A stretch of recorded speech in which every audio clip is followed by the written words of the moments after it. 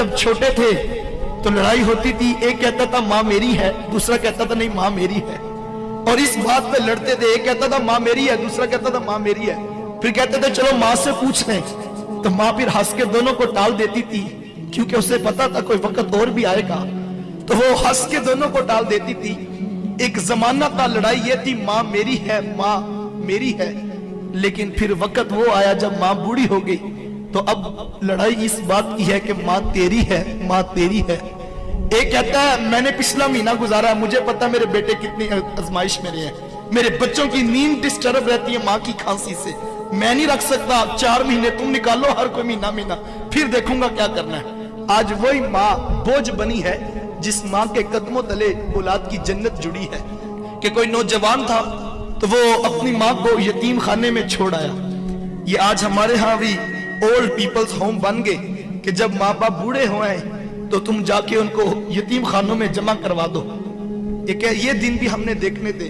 तो खैर वो माँ को जमा कराया और साथ इंतजामिया को नंबर लिख के दे दिया कि जब माँ मरने लगे तो मुझे फोन कर देना, मैंने तदफीन अब्बाई गांव में करनी। खैर उसका वक्त आखिर करीब आया तो इंतजामिया वालों ने फोन किया और कहा कि माँ मरने के करीब है, अगर मुलाकात करनी है तो आ जा। खैर वो पहुंचा और उसने आके कहा माँ अगर तेरी कोई ख्वाहिश हो तो मुझे पूरा करने का ख्वाहिश का रखता हूँ, तो तू मुझे कोई बात कहे तो मैं उसे पूरा कर दूं। तो उसने कहा बेटा ये यतीम खाना जहां तूने मुझे जमा करवाया तो इसके कुछ पंखे खराब हैं, जब जून जुलाई की गर्मी आती है तो यहाँ बूढ़े माँ बाप सिस सकते हैं, अगर तेरे पास पैसों में वुसअत हो तो यहाँ के पंखे तब्दील करवा दे। तो कहने लगा कि माँ अब मैं पंखे तब्दील करवा भी दूं तो तुझे क्या फायदा, तू पहले बताया होता तो मैं तब्दील करवा देता, तुझे भी फायदा हो जाता, अब मैं तब्दील करवा भी दूं तो तुझे क्या फायदा। अब माँ की मोहब्बत क्या होती है। उसने कहा बेटा मुझे पंखे अपने लिए नहीं चाहिए, मैं तो डरती हूँ कल जब तू बूढ़ा होगा तेरी औलाद तुझे यहाँ ना छोड़ जाए, और मुझे कब्र में भी नींद नहीं आएगी, मेरे लाल को गर्मी लग रही है, मुझे पंखे अपने लिए नहीं चाहिए, मुझे तो तेरे लिए चाहिए। वो कोई बूढ़ा बाप था ना, तो मोबाइल उठा के मोबाइल वाले के पास चला गया और उसे कहने लगा बेटा ये मोबाइल ठीक कर दो। नौजवान ने मोबाइल देखा तो कहा बाबा जी मोबाइल ठीक है। उसने कहा नहीं बेटा ध्यान से देखो ये मोबाइल खराब है। उसने फिर देखा तो कहा बाबा जी मोबाइल बिल्कुल ठीक है। दूसरी मरतबा जब बूढ़े के हाथ में मोबाइल पकड़ाया तो बूढ़े की आंखों में मोटे मोटे आंसू आ गए और उसकी हिचकी बंद गई। उसने कहा बेटा अगर ये मोबाइल ठीक है तो इसके ऊपर मेरे बेटे की कॉल क्यों नहीं आती है।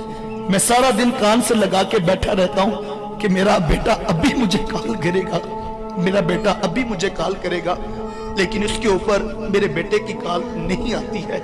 ये बूढ़े माँ बाप है, मांगना बुरी बात है, मांगना नहीं चाहिए, लेकिन मैं सोचता हूँ कि सही जब सिग्नल पे ब्रेक लगती है, झुकी हुई कमर पे बूढ़ा हाथ तेरे शीशे के दरवाजे के आगे जब ऐसे आता है तो दिल में ख्याल तो आता है आखिर ये 60 साल की भाई है, कोई इसकी भी औलाद होगी, कोई इसका भी बेटा होगा, लेकिन ये आज सड़क पर बैठकर मांगने पे मजबूर है। माँ बाप क्या मांगते हैं तुमसे। नमाज खत्म होती है तो सारे लोग उठ के घर चले जाते हैं, एक 60 साल का बूढ़ा मस्जिद में बैठा रहता है, उसको उठ के घर नहीं जाता। क्यों? उसको पता मेरी घर में किसको जरूरत है। वो मस्जिद के कारी साहब के पास बैठ के वक्त गुजार लेता है, वो अपने बेटों के पास नहीं जाता। 4 बेटे बैठे हो घर में, किसी बात पे मुशावरत हो रही हो, हर कोई आगे बढ़ के अपने दिल की राय देता है, लेकिन एक बूढ़ा बाप है जो चुप बैठा है, वो नहीं बताता अपने दिल की बात। क्यों? उसे पता मेरी बात की क्या हैसियत और क्या औकात है। जब माँ बाप ये सोचे कि 2 दिन से माँ सोच रही है मेरी दवाई मुकी है और मैं किस बेटे को किस तरह कहूं कि बेटा मेरी दवाई खत्म है और मेरे जोड़ों में दर्द बड़ा बढ़ गया। वो माँ कहती बेटा मैं क्या करूं, मैं मजबूर हूं कि मेरे से चला भी नहीं जाता और मैं लस सोचती हूं कि मैं तुम्हें कैसे कहूं।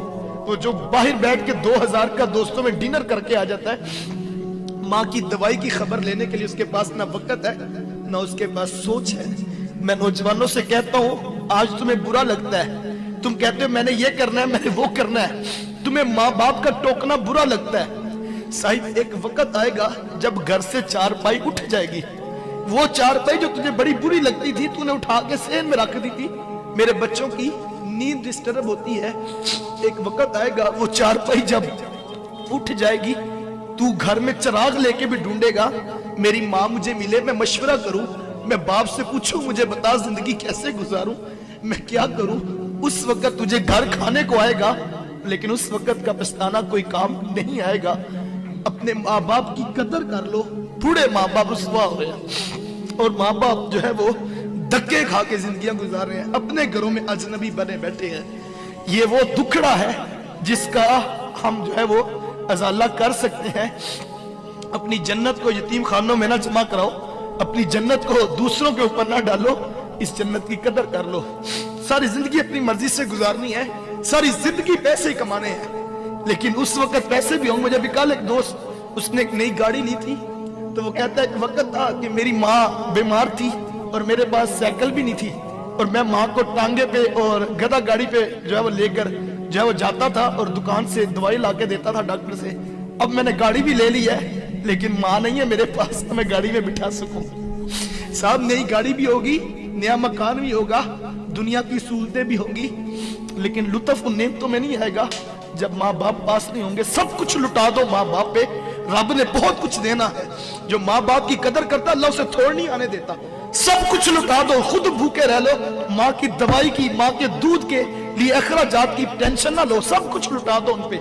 जिसने माँ बाप की कदर की है उसे दुनिया में किसी चीज की थोड़ नहीं आएगी। आओ अपने बूढ़े वालिदैन की कदर कर लो, अपनी औलादों की कदर कर ले। वो किसी ने बड़ा खूबसूरत जुमला कहा था, उसने कहा कि बेटा जो है वो डॉक्टर बन जाए, इंजीनियर बन जाए, बेटा जज लग जाए, तो माँ बाप सोचते हैं कि अब बेटा बड़ा अफसर हो गया है, इसके साथ बात कैसे करनी है, कहीं हमारी बात से ये नाराज ना हो जाए।